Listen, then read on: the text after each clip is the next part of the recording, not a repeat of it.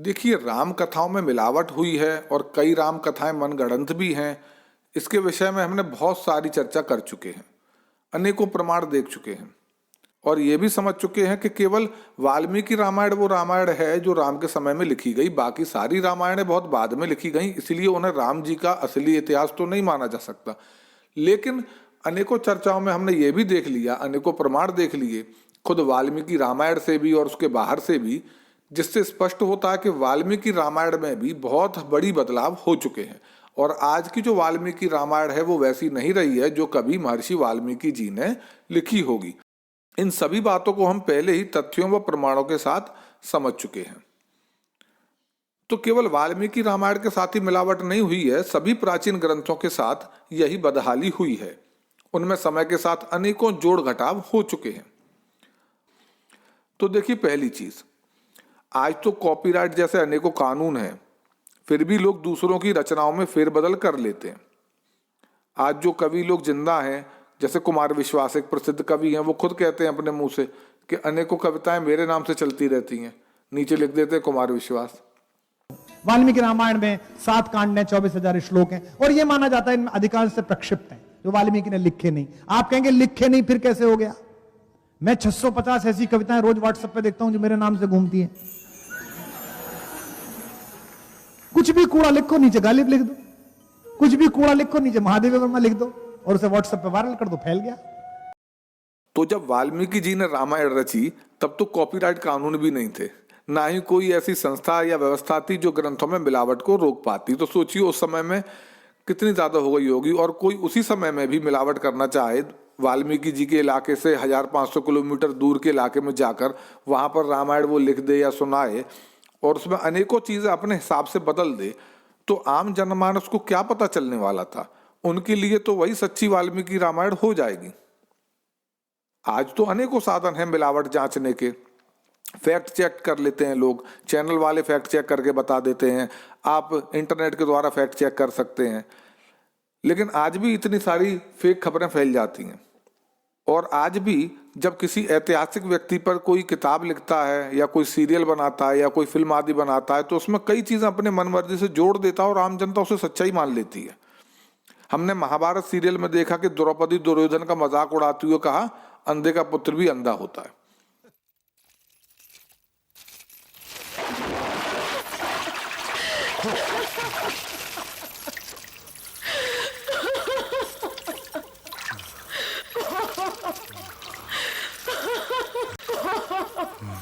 अंधे का पुत्र अंधा।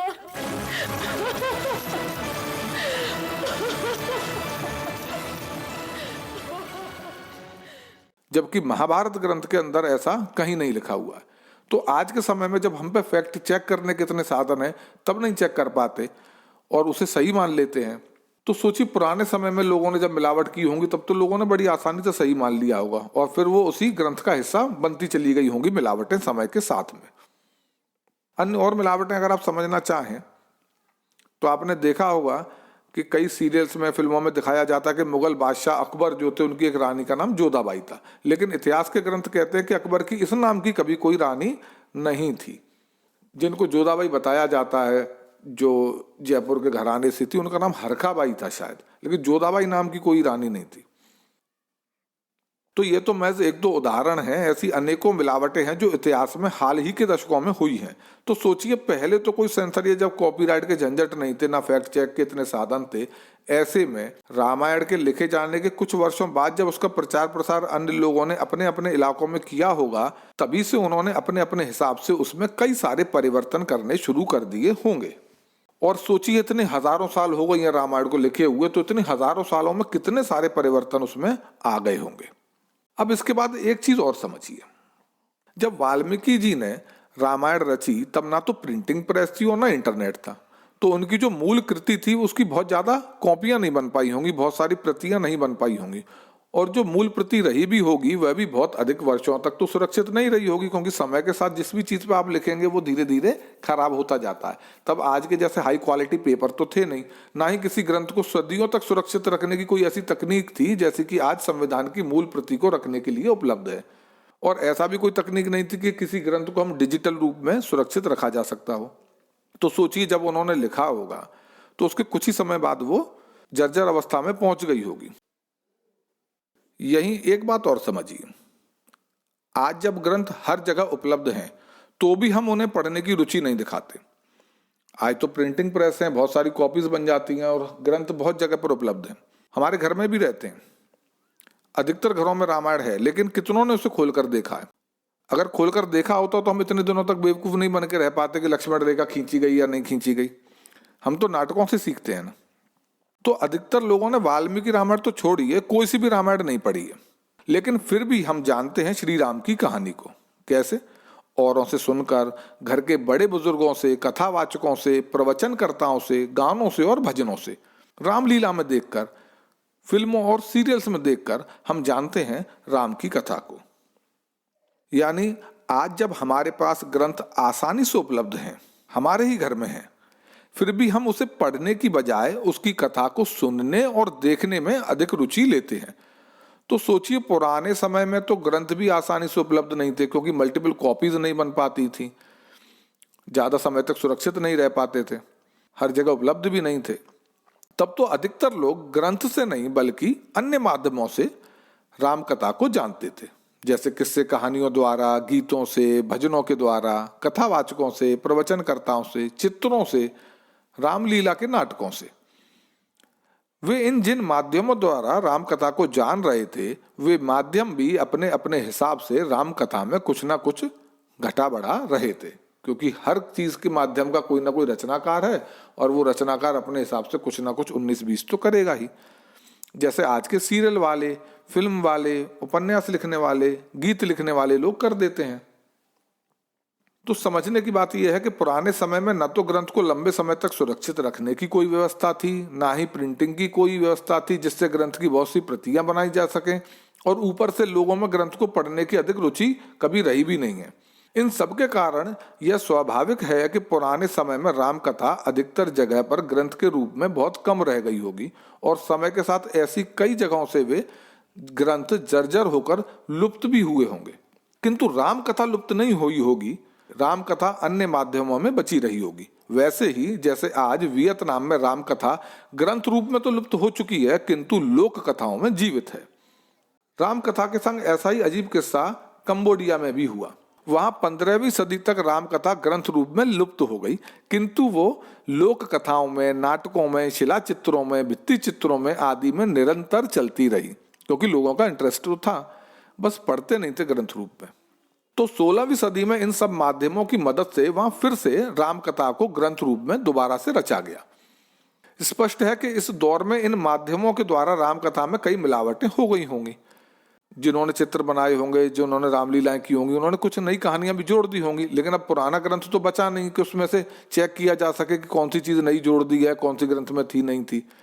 तो इन सब चीजों को मिला जुला के फिर से एक ग्रंथ बना दिया, और 16वीं सदी में रामायण फिर से ग्रंथ रूप में वहां पर बन गई, और उस ग्रंथ में इस दौर की ये सारी मिलावटें भी उसका हिस्सा बन गई।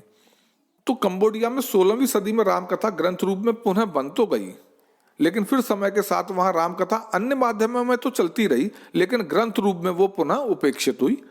नतीजतन आज वहां फिर से जो रामायण की जो कृति है, राम कीर्ति, वो खंडित रूप में ही बची है, यानी ग्रंथ रूप में वो फिर से खंडित हो चुकी है।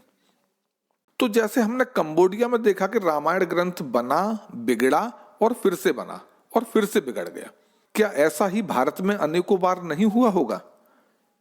यहां तो रामायण का अतीत कंबोडिया से भी सदियों पुराना है। भारत में रामायण के बनने बिगड़ने के सफर में जब जब वो नष्ट हुआ, उसमें कई चीजें नष्ट हुई।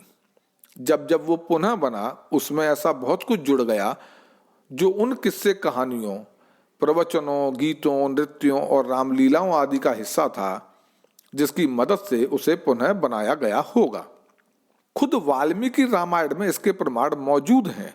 वहां अनेकों जगह हमें स्पष्ट दिखता है कि दो भिन्न राम कथाएं मिला दी गई हैं। कई जगह हमें रिपीटेशन दिखता है, विरोधाभास दिखता है। उसके विषय में हमने चर्चा भी की थी। हमने देखा था कि वाल्मीकि रामायण के अरण्य कांड के 4थे सर्ग में, आप गीता प्रेस की वाल्मीकि रामायण लीजिए तो उसके अरण्य कांड के 4थे सर्ग के श्लोक 9 से लेकर 23 की कथा और श्लोक 24 से लेकर 29 की कथा विराट के वध को लेकर रिपीटेशन और कंट्राडिक्शन दोनों दिखाती है। ऐसे ही अरण्य कांड के सर्ग 31 की कथा और सर्ग 32 से लेकर 40 की कथा में भी हमें रावण को खरदूषण की मृत्यु का समाचार मिलने को लेकर और मारीच से उसकी बातचीत को लेकर रिपीटेशन भी दिखता है और इनमें कंट्राडिक्शन भी दिखता है। आगे अरण्य कांड के सर्ग 57 से लेकर 61 में मारीच वध के बाद श्री राम के आश्रम लौटने व सीता जी की खोजने की बात करने को लेकर भी अनेकों बार हमें रिपीटेशन भी दिखता है। किष्किंधा कांड में सर्ग 58 और 59 में संपाति द्वारा सीता के हरण के विषय में जानकारी दिए जाने के समय में भी हमें रिपीटेशन और कंट्राडिक्शन दिखता है। और भी अनेकों रिपीटेशन और कंट्राडिक्शन हमें वाल्मीकि रामायण में मिल जाते हैं, जहां तहां मिल जाते हैं। ऐसा हर रिपीटेशन, ऐसा हर कंट्राडिक्शन संभवतः इस बात को ही अधिक दर्शाता है कि समय के साथ भारत में मूल वाल्मीकि रामायण भी नष्ट भ्रष्ट हो गई थी, लेकिन तब तक वो अन्य अनेकों रूपों में प्रचलित हो गई थी। मूल वाल्मीकि रामायण से अनेकों ग्रंथ भी बन चुके थे, रामायण के नाटकों के रूप में चल रही थी, लोक कथाओं के रूप में चली, और इन सब में समय के साथ जोड़ घटाव भी होते गए, जैसे अभी भी होते हैं। फिर अतीत में जब किसी ने वाल्मीकि रामायण का जीर्णोद्धार किया, जैसा कंबोडिया में 16वीं सदी में किया गया, तो उसमें उस समय उपलब्ध इन सब रूपों में मौजूद भिन्न भिन्न राम कथाओं से कथा को समाहित किया गया। नतीजतन कई मिलावटें उसमें आ गईं, रिपीटेशन और विरोधाभास उसमें आ गए। इसीलिए हमें लगता है कि अलग अलग राम कथाओं की कहानी है, रिपीटेशन लग रहा है। फिर जैसे कंबोडिया में 16वीं सदी में रामायण को पुनः ग्रंथ रूप से जीर्णोद्धार किए जाने के बावजूद वो समय के साथ वहां फिर से ग्रंथ रूप में उपेक्षित हो गई और आज वहां राम कथा ग्रंथ रूप में खंडित अवस्था में ही बची है, किंतु वहां अन्य माध्यमों में वो निरंतर चलती आ रही है। कुछ ऐसा ही सदियों पुराने अतीत में भारत में भी हुआ होगा और फिर से कुछ समय बाद उसका किसी ने जीर्णोद्धार कराया होगा, जहां फिर कई नई बातें उसमें जुड़ गई होंगी, कई बातें हट गई होंगी, और इसी के फलस्वरूप आज हमें वाल्मीकि रामायण में इतने सारे विरोधाभास और रिपीटेशन दिखाई देते हैं। बार बार ऐसा हुआ होगा, उसका भंग हो जाना, फिर से उसका जीर्णोद्धार होना, कई मिलावटें उसमें मिल जाना। तो अब तक की चर्चा से यह स्पष्ट हो चुका होगा कि आज कोई भी ऐसा सोर्स नहीं है जिससे हम श्री राम की एकदम सटीक कथा का पता लगा सकें। इसीलिए ग्रंथ में कोई कमी आपको दिख भी जाती है, उसे राम की कमी मत मानिए, वो मिलावटी की या ग्रंथकार की कमी हो सकती है।